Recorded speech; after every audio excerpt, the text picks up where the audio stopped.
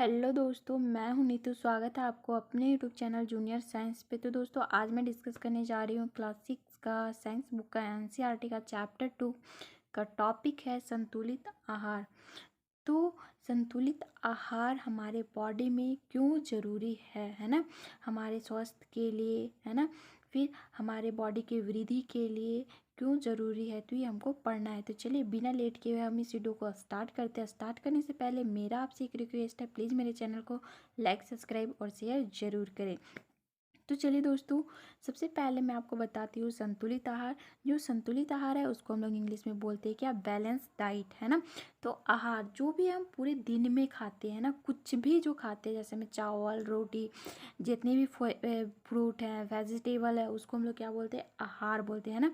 तो हमारे शरीर की क्या वृद्धि के लिए, अच्छे स्वास्थ्य को बनाए रखने के लिए हमारे आहार में वे सभी पोषक तत्व उचित मात्रा में होनी चाहिए।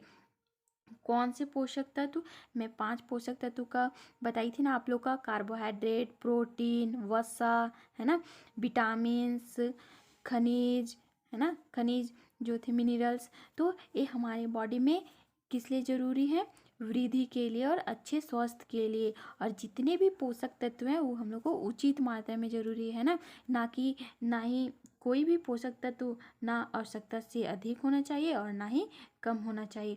मतलब अगर हम किसी आहार को ले रहे हैं ना, कोई किसी डाइट को ले रहे हैं, अगर हम खा रहे हैं किसी आहार को, तो उसमें हमको क्या चाहिए, एक अच्छी मात्रा में पोषक तत्व चाहिए, है ना। कार्बोहाइड्रेट रहना चाहिए, प्रोटीन रहना चाहिए, फैट रहना चाहिए, है ना, वसा, विटामिन्स, खनिज लवण, मिनरल्स रहना चाहिए।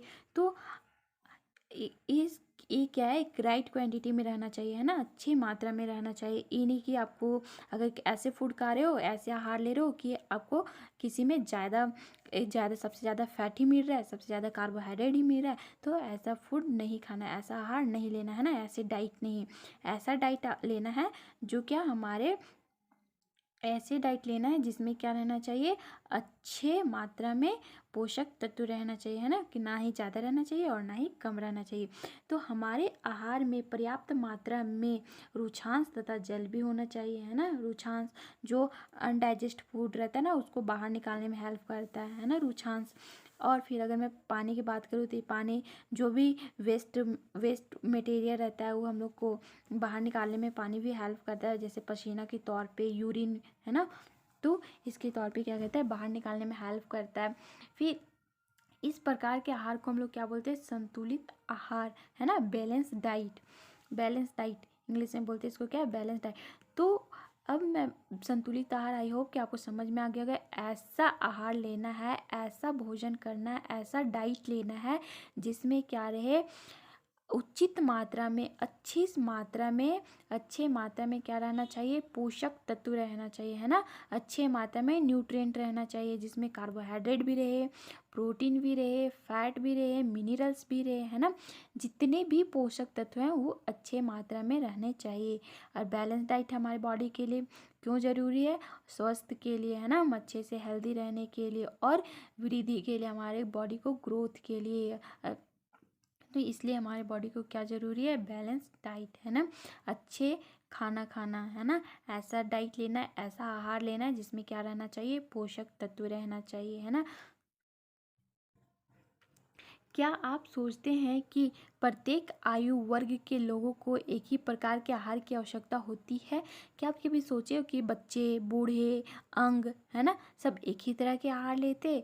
नहीं, ऐसा नहीं है ना। बच्चे जो जब छोटे रहते हैं तो दूध पीते हैं ना, फिर हम लोग का बात आए तो हम लोग जानते, आप लोग खाते जो भी होंगे। फिर अगर जो ओल्ड एज के दादी लोग रहते हैं, उन लोग बहुत ऐसे चीज़ रहते हैं जो खा नहीं पाते हैं, उन लोग का दांत मतलब ये हो जाता है, दांत नहीं रह पाता है, उन लोग का डाइजेशन अच्छा नहीं हो पाता है, तो हम लोग उनको अच्छे से खाना देते हैं ना। तो क्या होता है कि मतलब जो वर्ग आयु के अनुसार उन्हें डाइट में थोड़ा, आहार में थोड़ा चेंजेस होता है ना। तो क्या आप यह भी सोचते हैं कि हमारा संतुलित आहार हमारे शरीर कार्य पर निर्भर करता है? बिल्कुल दोस्तों, अगर हम अच्छे से आहार नहीं लेंगे ना, अच्छे खाना नहीं खाएंगे, तो क्या हमारा बॉडी काम करेगा? नहीं ना काम करेगा। हम काम कर पाएंगे? नहीं कर पाएंगे। हम बीमार रहेंगे तो क्या अच्छे से काम कर पाएंगे? अगर मान लो आप पूरा फैट खा रहे हो, है ना, ऐसा फूड खा रहे हो जिसमें पूरा फैट है, ऐसा डाइट ले रहे हो जिसमें पूरा फैट है, तो क्या हो जाएगा? आप मोटे हो जाओगे। मोटे हो जाएगा, आपके मोटापा का ही हो जाएगा, है ना। फिर आप क्या कर पाओगे? ना अच्छे से बैठ पाओगे, उठ पाओगे, घूम पाओगे, है ना। फिर एक क्या हो जाएगा? आप बीमार टाइप का हो जाओगे। तो इससे क्या होगा कि आप अच्छे से कार्य नहीं कर पाओगे, अच्छे से काम नहीं कर पाओगे।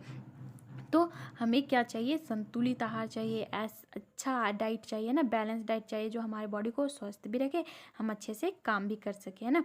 तो आपको क्या करना है? आप एक सप्ताह का जो भी खाते हैं उसको क्या कीजिए? एक चार्ट बनाइए, है ना। जो भी खाते हैं एक सप्ताह में जांच कीजिए कि प्रतिदिन जो भोजन आप करते हैं, जो भी रोज आप खाते हो, उसमें कौन क्या उसमें सभी पोषक तत्व उपस्थित हैं। मतलब आप क्या करना है? आप एक सप्ताह का लिस्ट बनाइए कि आप क्या क्या खा रहे हैं ना, और उसमें आप देखिए कि कौन से हम लोग जो फूड खा रहे हैं, जो भी डाइट ले रहे हैं, उसमें क्या पोषक तत्व, सभी पोषक तत्व प्रेजेंट है, सभी पोषक तत्व उपस्थित है। ठीक है, आपको क्या करना है? चेक करना है। आप सबसे पहले एक सप्ताह का लिस्ट बनाइए कि आप क्या क्या खाए हैं, फिर उसमें चेक कीजिए कि इसमें सभी पोषक तत्व प्रेजेंट है या नहीं है। जैसे में अगर मैं बात करूँ पोषक तत्व का, तो जैसे में अगर यहाँ पे है दाल, मूंगफली, है ना, सोयाबीन, अंकुरित बीज, मैं बताई थी ना अंकुरित बीज। फिर जैसे मैं दक्षिण भारत में भोजन खाते हैं, जैसे में इडली सब, है ना। फिर अगर मैं आटे की बात करूँ तो रोटी जो भी रहा, फिर केला, पालक, सत्तू, गुड़ उपलब्ध सब्जियां तथा इसी प्रकार के अन्य भोजन कई पोषक उपलब्ध कराते हैं, है ना। बहुत सारे पोषक, जैसे मैं कार्बोहाइड्रेट का बात की थी, जैसे में क्या आया था? चावल आया था, रोटी आया था। प्रोटीन का बात की थी तो क्या आया था? अंडा, है ना, मीट, फिर मिल्क, ये सब किस में थे? प्रोटीन्स में थे। अगर मैं बात करूँ फैट का, है ना, वसा का, तो इसमें क्या आया था? घी, घी जो भी था, घी, फिर और क्या था? ऑयल, जितने भी ऑयल्स थे, है ना, मस्टर्ड ऑयल, सोयाबीन ऑयल, ये सब क्या है? सारे फैट है ना। तो ये सब क्या करना है? आपको लेना है एक बैलेंस की तरह अच्छे से, है ना। जितने भी ऐसे डाइट्स लेने हैं जिसमें क्या रहना चाहिए? सभी पोषक तत्व रहना चाहिए, है ना। ऐसे आहार लेना है जिसमें सभी पोषक तत्व रहना चाहिए, वसा भी रहना चाहिए, कार्बोहाइड्रेट भी रहना चाहिए, प्रोटीन भी रहना चाहिए और विटामिन भी रहना चाहिए। इसीलिए कोई व्यक्ति अल्प व्यय में भी संतुलित आहार खा सकता है। फिर उचित प्रकार का भोजन करना ही पर्याप्त नहीं है। आप अगर अच्छे तरीके से भोजन कर रहे हो तो वही पर्याप्त नहीं है। आप अगर आपको कोई पूछा आज तुम क्या खाया था, आप क्या बोलोगे? आज हम बहुत सारा फल खाए हैं, पूरा हरा हरा वेजिटेबल खाए हैं। अब आप वो वेजिटेबल कैसे बनाए हो? आपके घर में क्या किया? उसको छील दिया, है ना। अगर आप आलू बना रहे तो आलू को पूरा छील दिए हो, तो उसमें क्या? उसका छिलका में भी तो न्यूट्रिएंट्स है, उसके छिलके में भी तो पोषक है। तो आप क्या किए? पोषक जो भी न्यूट्रिएंट थे उसको तो बाहर फेंक दिया, है ना। तो ऐसा नहीं करना है। अगर हम लोग जो भी उचित प्रकार के भोजन करना ही पर्याप्त नहीं है, इसे उचित तरीके से पकाना भी चाहिए ताकि इसमें जितने भी पोषक तत्व हैं नष्ट ना हो।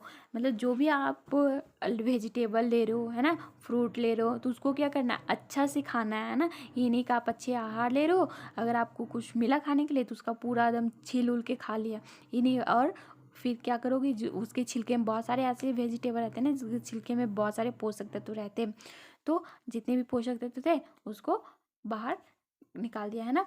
तो ऐसा नहीं करना है।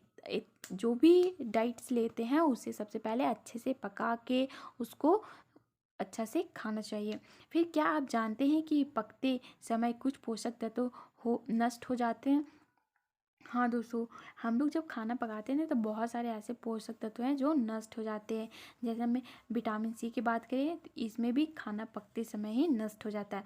अगर बहुत सारे ऐसे जो सब्जियां रहते हैं जिसके अगर हम छिलका उतार देते हैं तो उसमें भी बहुत सारे पोषक तत्व रहते हैं जो खत्म हो जाते हैं ना। तो छिलका उतार कर यदि हम सब्जियां और फलों को धोया जाता है तो यह संभव है कि उसके कुछ विटामिन नष्ट हो जाते हैं। तो क्या करना है? आपको सबसे पहले उसको धो लेना है, उसके बाद जो भी ऐसे फूड रहता है उसको छिलका उतार सकते हैं। जो मतलब आपको ऐसा लगे कि इसमें छिलका नहीं खा पाएंगे तो आप कर सकते हैं। ये नहीं कि उतार के धोना नहीं चाहिए, है ना। आप अगर उसका छिलका उतार दो उसके बाद नहीं धोना चाहिए, क्योंकि उसके में जितने भी पोषक तत्व हैं, जितने भी विटामिन है, वो क्या हो जाते हैं? नष्ट हो जाते हैं। तो आपको ये बात ध्यान रखना चाहिए कि छिलका उतारकर यदि सब्जियां और फलों को धोया जाता है तो संभव है कि कुछ विटामिन नष्ट हो जाएंगे, है ना। तो सब्जियां और फलों की त्वचा, जो सब्जियां और फलों की त्वचा में कई महत्वपूर्ण विटामिन तथा खनिज लवण होते हैं। मतलब क्या है यहाँ पे कि अगर सब्जी का बात करें, फल का बात करें, तो उसके जो चमड़ा रहता है ना, छिलका, है ना, तो नो चमड़ा नो छिलका जो भी रहता है, सॉरी चमड़ा बोलते छिलका है। तो सब्जी और फलों के जितने भी उसके त्वचा रहते हैं ना, उसके जो बाहर वाले लेयर रहते हैं उनमें क्या रहते हैं, बहुत सारे ऐसे विटामिन भी रहते हैं और खनिज लवण उसमें बहुत सारे मिनरल्स भी रहते हैं। तो अगर मैं बात करूँ, जैसे मैं अगर चावल और दाल को अगर आप बार बार धोओगे तो उनमें जितने भी विटामिन है तो वो क्या हो जाएंगे, सारे खत्म हो जाएंगे, है ना। तो दाल को बार बार धोने से उनमें उपस्थित विटामिन और कुछ खनिज लवण अलग हो सकते हैं, है ना। तो बार बार धोना नहीं है, लिमिट में धोना है ना। ये नहीं कि एक बाल्टी पानी ले रहे हो पूरा धोते जा रहे हो, पूरा धोते जा रहे हो, ऐसा नहीं करना है। अच्छा से धोना है जहाँ तक कि वो साफ़ हो जाए, है ना। ऐसा नहीं धोना है, उसमें जितने भी विटामिन्स है, जितने भी उसमें मिनरल्स है, सबको धो के बाहर निकाल देना है, सिर्फ चावल खाना है ना। तो ऐसा नहीं करना है। तो बैलेंस डाइट में आपको क्या ध्यान रखना चाहिए, सबसे पहले ऐसे डाइट लो, ऐसे आहार लो जिसमें सारे न्यूट्रिएंट्स रहे, है ना, सारे पोषक तत्व रहे। और सबसे पहले हम लोग जो भी आहार लेते हैं, जो भी डाइट हम लोग, जैसे वेजिटेबल, फल, तो हम लोग को पूरा अच्छे से ध्यान रखना चाहिए, उसको अच्छे से पकाना चाहिए, है ना। उसको अच्छे से जो भी छिलका उलका रहता है अच्छा से उसको उतारना चाहिए, अच्छा से खाना चाहिए, है ना। उसको ये नहीं कि छिलका उतार ले पूरा धो देना। तो उसमें बहुत सारे ऐसे न्यूट्रिएंट रहते हैं, बहुत सारे ऐसे रहते हैं, जैसे कार्बोहाइड्रेट, प्रोटीन रहते हैं, सब धोआ जाता है ना अगर आप उसको छिलका उतार के धोगे। तो आपको ये सब बातें ध्यान रखना है कि अगर हम किसी वेजिटेबल को खा रहे हैं, किसी फ्रूट को खा रहे हैं, तो हमको उसको अच्छा से खाना चाहिए, है ना, जिससे हमको क्या मिले, न्यूट्रिएंट्स मिल सके। ये नहीं कि उसमें जितने भी न्यूट्रिएंट्स है, जितने भी मटेरियल है, उसको धो दो और बस सिर्फ ऐसे ही खा लो, है। तो ऐसा नहीं करना है। तो आप जानते हो ना कि अगर हम किसी फूड को, अगर किसी ऐसे वेजिटेबल रहे उसको अगर हम पका के खाते हैं, ऐसे भोजन जिसको हम पका के खाते हैं, तो क्या होता है, उसका स्वाद बढ़ता है ना। और स्वाद बढ़ने के साथ साथ क्या होता है, वो आसानी से पच भी जाता है ना। तो लेकिन पता है इसका एक और क्या नुकसान होता है कि जितने भी उसके पोषक तत्व होते हैं ना, वो हानि हो सकता है, नष्ट हो सकता है ना पकाने से। तो हम सभी जानते हैं कि पकाने से भोजन का स्वाद बढ़ता है तथा इसे पचाने में आसानी होती है ना। तो इसके साथ साथ पकने में कुछ पोषक तत्व हैं जो क्या हो जाते हैं, नष्ट हो जाते हैं ना, हानि हो जाते हैं। यदि भोजन पकाने में, मान लो कि अगर आप कोई भोजन सब्जी बना रहे हो, आप सब्जी बना रहे हो, हल्का सा उसमें पूरा पानी डाल दिया, तो क्या हो जाएगा, उसके जो पोषक तत्व हैं वो कम हो जाएगा ना, वो नष्ट भी हो जा सकते हैं।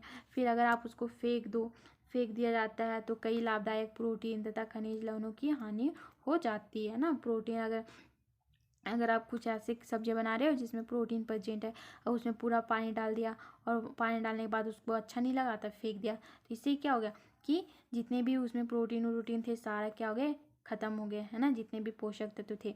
तो आपको क्या करना है, सावधानी बरतना। अगर आप खाना पका रहे हो तो अच्छा अमाउंट में उसमें पानी डालो, ये नहीं कि पूरा भर देना है। जैसे में अगर हम खाना पकाते हैं ना, तो क्या होता है, पकाने टाइम में जो विटामिन सी रहता है ना, वो नष्ट हो जाता है। बहुत सारे ऐसे वेजिटेबल रहते हैं जो विटामिन सी कंटेन करते हैं ना, विटामिन सी प्रेजेंट रहता है। अब हम उस वेजिटेबल को अगर पकाते हैं, उस सब्जी को अगर हम बनाते हैं, तो क्या हो जाएगा, उसका जो गर्मी के कारण क्या हो जाएगा, नष्ट हो जाएगा। तो इसलिए हम लोग को क्या करना चाहिए, हम लोग को फल लेना चाहिए, ऐसे फल या ऐसे कच्ची सब्जियां जिसमें क्या प्रेजेंट रहे, विटामिन सी प्रेजेंट है ना। बहुत सारे ऐसे कच्ची सब्जियां भी हम लोग खाते हैं, जैसे हम खीरा, ककड़ी, है ना, गाजर, ये सब कच्ची सब्जियां हैं। इन्हें मत सोचना कि कच्चा आलू खा लो, कच्चा प्याज खा लो, ये वाला कच्चा सब्जियां नहीं। तो हम लोग को ऐसे, अगर हम लोग कुछ ऐसे सब्जियां लेते हैं जो विटामिन सी प्रेजेंट रहता है, अब उसको पका देते हैं तो नष्ट हो गया ना।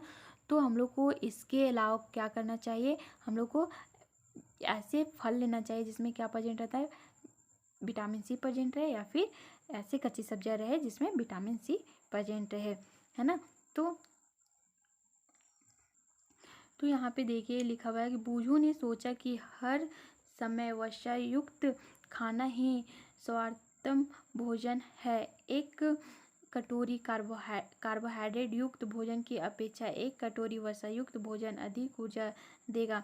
क्या ऐसा नहीं होता? अतः उसने तली हुई चीज़ें जैसे समोसा, पूरी, मलाई, राबड़ी, पेड़ा आदि प्रचुर वसा भोजन ही खाया और इसके अलावा कुछ नहीं खाया। देखो यहाँ पे क्या दिया हुआ है कि